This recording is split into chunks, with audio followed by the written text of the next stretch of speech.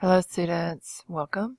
This is the video guide for visual analysis, and so you will need to go to the content tab and look in the visual analysis folder. In this folder you will find documents and links which include everything that you have ever wanted or needed to know about analyzing visuals. It'll get us through the first few assignments. And so one of the documents that we need to look at first is Optic. You pull that up. It's right here. This is a strategy for analyzing visuals. Each letter stands for something. O is an overview. It's basically a summary of what you see. You can complete that in 1 or 2 sentences. P are the different parts, and this is important because the parts will help you in the future when you have to write an essay over a visual. The parts will give you structure and organization to your essay, and so you will look at each different part and talk about it. And so the parts can be created with line or texture or color. And so it's basically, how does your eye move across the image? Where does it start? Where does it go next? What do you see? And so that's P, parts. T is title. Some images have a title, and if it does, we need to consider it. It's just like in literature, the titles are sometimes important. And so they give us insight into the story or to the purpose. And so look at the title. I is in relationships. How are the different parts connected, and how do they come together to create the whole image? And then finally, C stands for conclusion, which this is basically analyzing the image as a whole and bringing all the parts together. And so here are some very important questions when you analyze images that you need to consider and answer. What's the central point of the image? What does he want the viewers to understand about the topic? What is the primary purpose? Without analyzing purpose, that's the why. Why did he create this image? Why did he use that color? Why did he include those people in the image? And so why leads us to analysis. Purpose. You have to consider purpose. And purpose is, what does he want to do? What does the artist want to do for the readers? This says there's purpose verbs, and there's a document that has that I'll show you later. How does he feel about the subject? What is his attitude? And is he credible? Do we trust him? Or has he manipulated the images in some way to achieve his purpose? And does he lose credibility because of that? Do we feel manipulated? And so that's an element you need to consider. Then what are the emotions? These right here, some of these questions are answering ethos, which is the credibility, pathos, which are the emotions, okay, and logic. So that's also how he would present logos. That's how he would present the topic, in a logical manner or more emotional manner. Now if you scroll down, here are the elements of design. And so when you talk about an image, you need to include these. I would review some of them. The key things that I would look at is the focal point. So where does your eye go first? That's where I would start my analysis.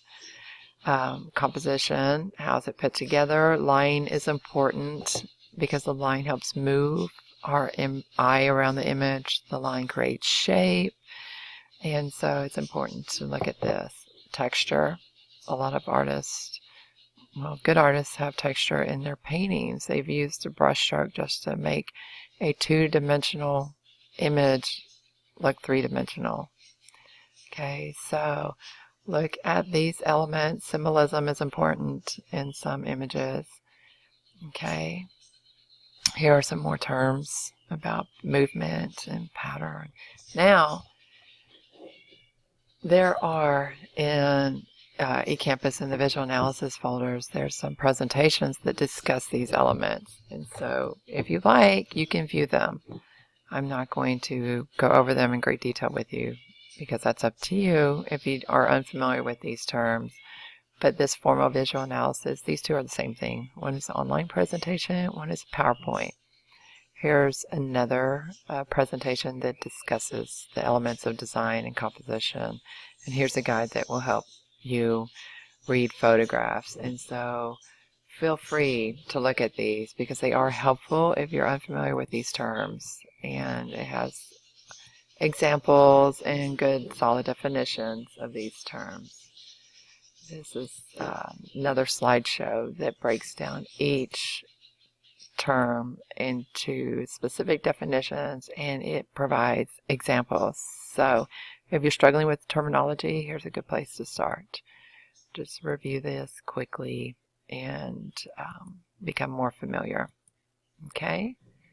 And then finally, this is a guide to reading photographs, and it's similar to the notes that you already have, but it also talks about context, which is so important in analysis. The time period, what's going on in the time period that helps give meaning into the image. Okay, these are all in the folder if you need them. Now, here's the actual discussion assignment. There's a lot of images here. And so you will select 2 of them to compare and contrast. And we'll walk you through the presentation very quickly. And we won't talk about every single image, but here's the questions you need to consider. What do you see? That's the overview. How does it make you feel? That's the emotional appeal. What's the purpose? This is key. What is the purpose of this image? And do you trust the artist? These are some basic questions, main questions you need to consider as you are analyzing. Now, I'll try to find contrasting photographs and paintings. This is a famous painting. It's called The Problem We All Live With. Norman Rockwell created this image, and it's based on a true photograph about the integration of Little Rock High. And so you can see what you have here.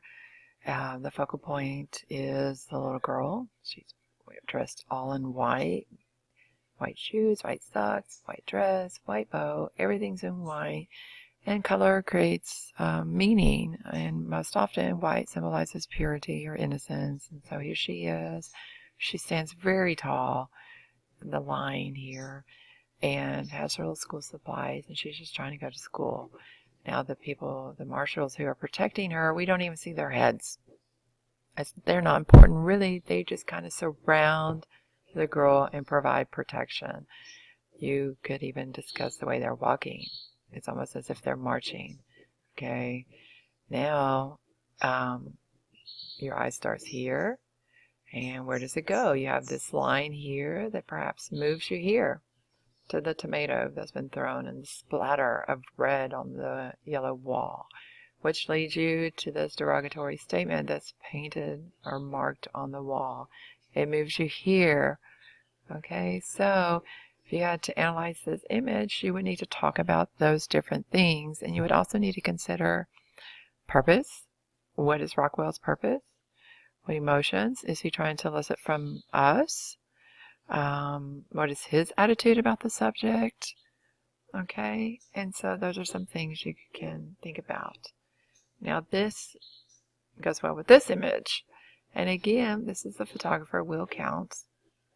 It's from his Target for Intolerance series. And you have the student, older of course, not a little girl, and dressed all in white. And the focal point is this. I mean, look at her face, the disgust and hatred that is directed toward the student trying to go to school. And so, why does he capture the image in this manner? What is he trying to say to us? What is he trying to do for us? His purpose? And what are some of the elements that you notice in this picture, this photograph? Okay, and so here's another image from the same time period dealing with a similar topic, same topic. Again, she's just trying to drink her shake. You have this girl with her face of disgust. Okay, and so you would analyze this. Where's the focal point? Image, maybe start here, or maybe you start here. Where do you move? You know, look at the angles of her arms. Okay, look at the image in the foreground, the images in the background. Okay, quickly, here's another topic. This is about education, children, and poverty. So you have this image of the little boy asleep over his book from the 1700s. It's painted much differently than this modern photograph captured here. Stephen Shames, of this family, these kids who are studying by lamp. Okay, so this is dealing with poverty and education. And so these would be two nice images to compare and contrast. Here's another image about poverty and child labor. You have these boys who are, this is from the 1800s. They're working or taking a break from work. And here again is Lewis Hine, who captured child labor in the 1900s. Okay. This is another social issue about pollution. And Powell, how he has many satirical images that he's painted about different social issues. He's an interesting artist to view. And here is Greenpeace, where they are studying the polluted landscape of China. So these would be nice images to compare. Diego Rivera, this was a mural, and it's massive. And he is talking about, it's very controversial at the time, about the factories, the auto factories, and the mistreatment of the workers. And so you could compare that to this image. This image just startles me. These men are just sitting here, enjoying their afternoon, smoking cigarettes. But these would be two nice images to compare and contrast. Okay, there's a lot of images here, and I don't want to. Dorothea Lange is a famous photographer who took images of the migrant mother in the 30s during the Great Depression, the Dust Bowl. And then here's another image of a homeless mother and child. And here's another photographer, Mary Ellen Mark, who captured a homeless family in their car. Okay, so you can compare and contrast any two images from this presentation. Your job, I believe, is easier if you capture or compare and contrast two images dealing with the same topic. And so it would be easier for you to discuss how do the artist address these two topics in a different way. And once again, you have got to answer these questions. What do you see? What's the focal point? What are the emotions? And can you trust the artist? Okay. Once you've done that, once you have selected the images that you want to compare and contrast, you will post your discussion to this discussion board here. It's very simple. Create a thread. Give it a good title because you want people to come look at your post. And I will create another video on some suggestions, what you need to talk about and how to do that.